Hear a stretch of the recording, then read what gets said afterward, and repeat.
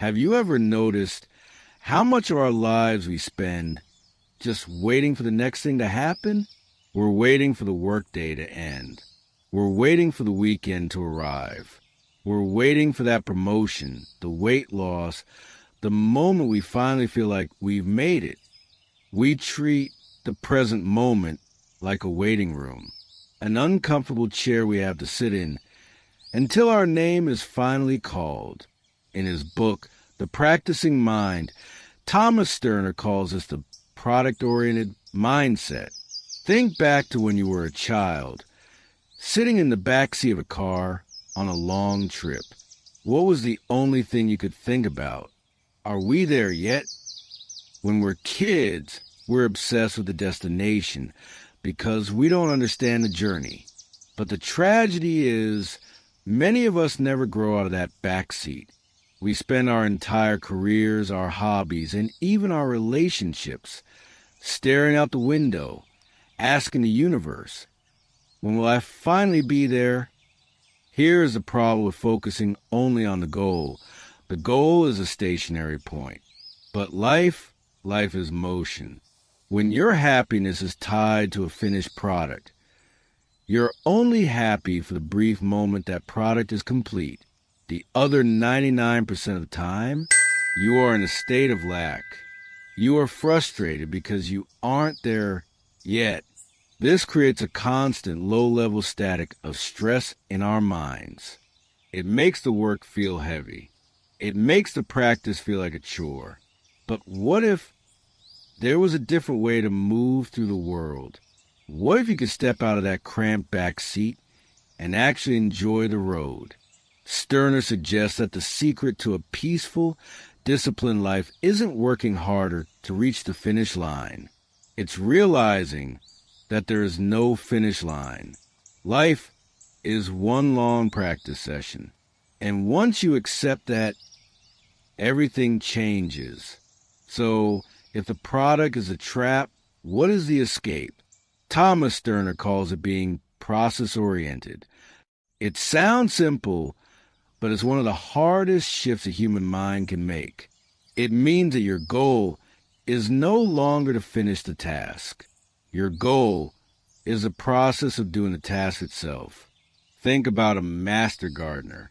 They don't just love the flower when it's in full bloom. They love the dirt. They love the seeds. They love the watering and the waiting. To them, the flower is just a byproduct of a beautiful process. When we look at a massive project, learning a language, writing a book, or even cleaning a messy house, our brain gets overwhelmed. It sees a mountain. The practicing mind teaches us to shrink that mountain into a single grain of sand. Don't think about the whole house. Think about the single stroke of the cloth across the counter. Just that one stroke. Make that one movement perfect. Give it all your attention. If you do that, the house cleans itself. Mastery isn't about doing big things.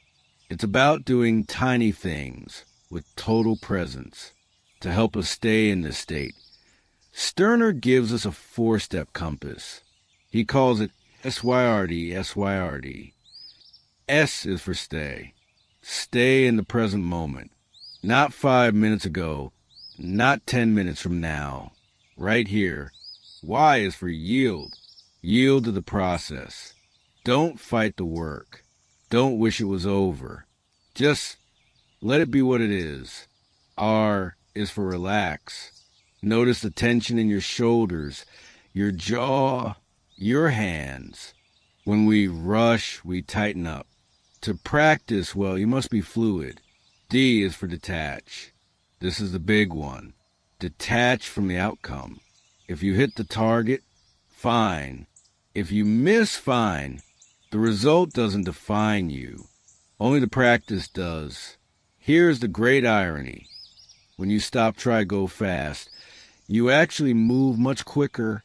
Why? Because you stop making the mistakes that come from rushing.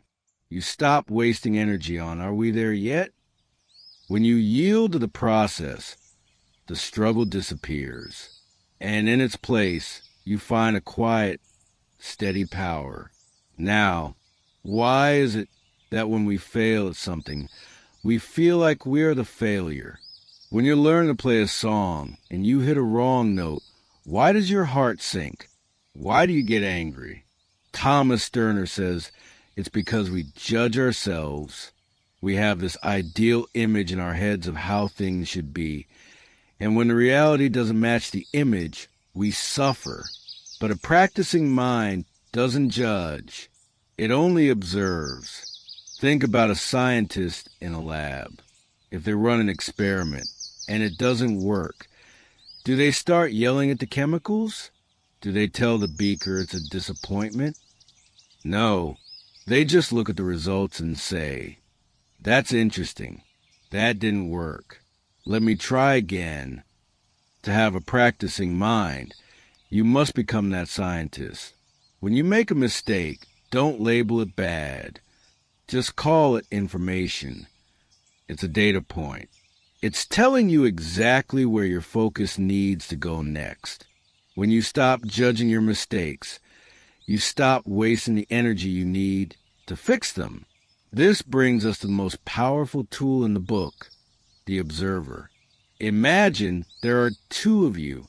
One, you, is doing the work, the one typing or playing guitar or cleaning the kitchen, but the other you, the observer self, is simply standing back, watching. When the worker gets frustrated, the observer notices it. They say, I see that you're feeling frustrated right now.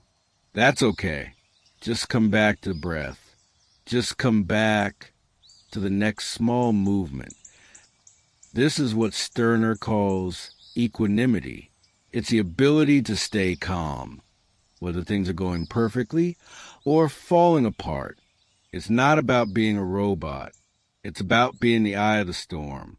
The wind can blow, the rain can fall, but the center stays still. When you practice from this place, you are no longer a slave to your emotions. You are finally in control. We've spent our lives believing that the finish line is where the joy is. But here is the great paradox, the secret Thomas Sterner wants us to understand.